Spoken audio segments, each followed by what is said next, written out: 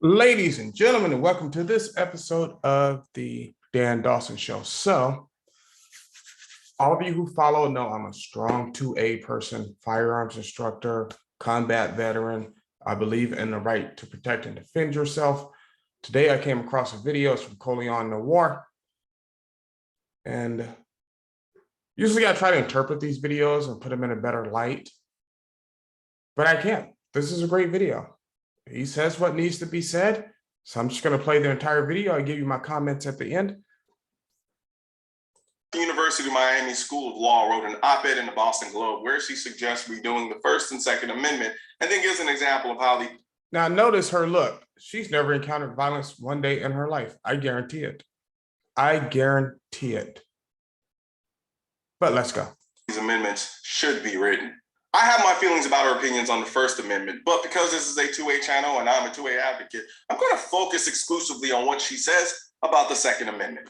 First, she claims that both amendments inspire religious-like fervor in many Americans and are deeply flawed in their respective conceptualization. Of course, the Second Amendment inspires religious-like fervor. We're talking about the ability to effectively defend your life, with the operative word being effectively. If there's anything that the American people should have religious-like fervor about, it's protecting life. She goes on to say that these two amendments are highly susceptible to being read in isolation from the Constitution as a whole and from its commitments to equality and the collective good, and that the two amendments tend to be interpreted in aggressively individualistic ways that ignore the reality of conflict among competing rights. This is nothing more than intellectual babble to say that she personally doesn't like guns, so no one should be able to use them for their protection because it offends her individualized sensibilities, which is ironic considering how she tries to vilify these two amendments by saying that they are interpreted in aggressively individualistic ways that ignore the reality of conflict among competing rights. With competing rights meaning her individual feelings. She then says that the results of this is that the most powerful members of society benefit from these rights at the expense of vulnerable groups. Now, I want to bring you back to something.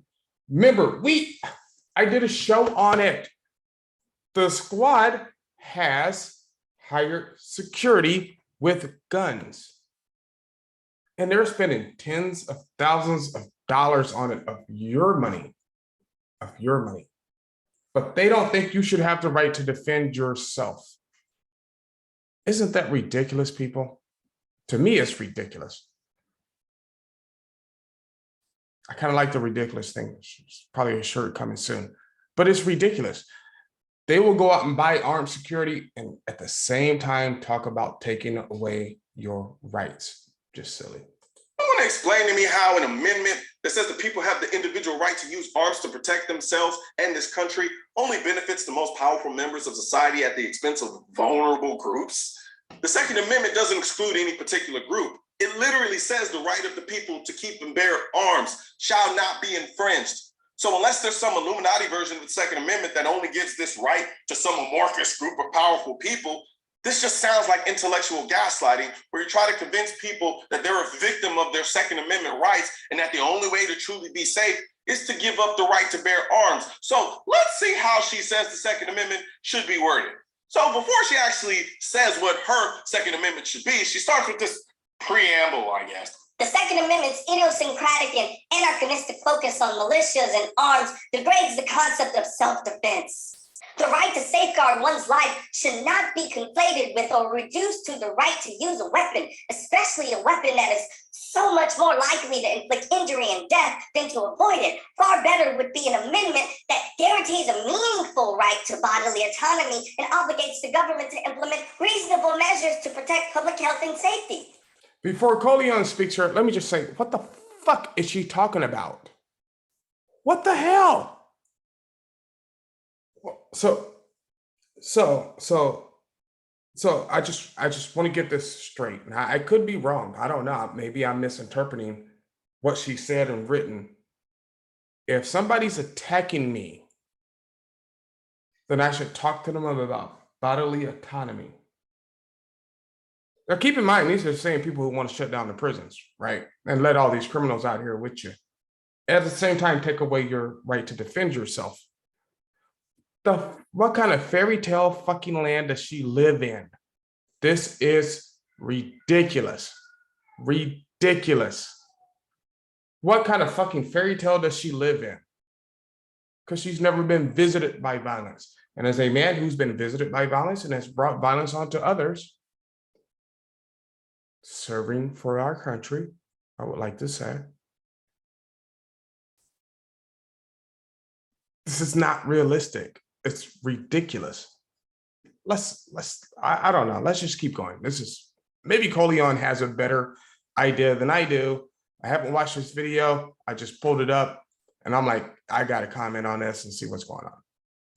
I want you to imagine someone telling you that a focus on cars degrades the concept of free travel, or that the focus on the internet degrades the concept of free speech. You would think that this person was an idiot. That's exactly what she's saying when she says the Second Amendment's idiosyncratic and anarchistic focus on militias and arms degrades the concept of self-defense. In what intellectual reality of any level of competence does not focusing on the most effective tool to accomplish a goal degrade it as a concept?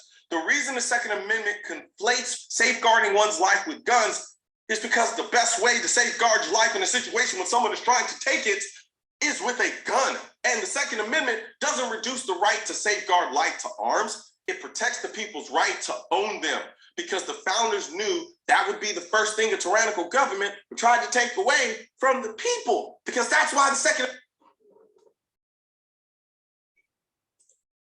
Ladies and gentlemen, let's not even talk about a tyrannical government.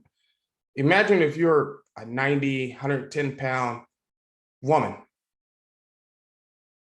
And now you have, I don't know, a 6'4" drug addict who weighs 280 pounds coming at you. What's the best way to protect your life?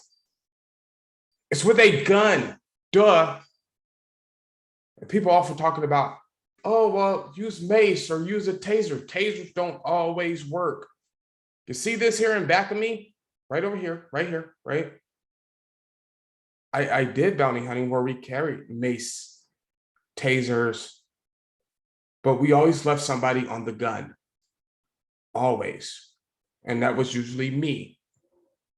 And so now we're at a point to where these people who have higher security, all these lawmakers, they want to take your ability, not your ability.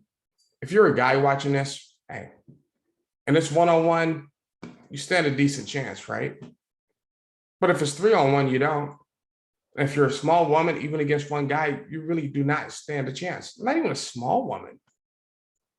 You might think you physically impose a man who's smaller than you. You really don't. This is really ridiculous, but this is what these lawmakers do. And then they go out and hire private security with guns after they take away your gun rights. Are we done, America? Are we done? Do we still want to do this? With these never been in a violent situation idiots, like the AOCs, the Rashida Tlaibs, never been in a violent situation. You know why? Because they have private security. You don't. Ladies and gentlemen, that's all I can say on it. I didn't play the whole video because honestly, it pissed me the fuck off because they still don't get it and people are still falling for it. Good thing I moved back to Texas. All righty, so let me just say this. I might add it to my closing. Matter of fact, I will today, and I'm not sure how it's going to go. Like, subscribe, share, and as always, keep your powder dry, and especially in these days and times, do what you got to do, and God bless Texas. Thank you.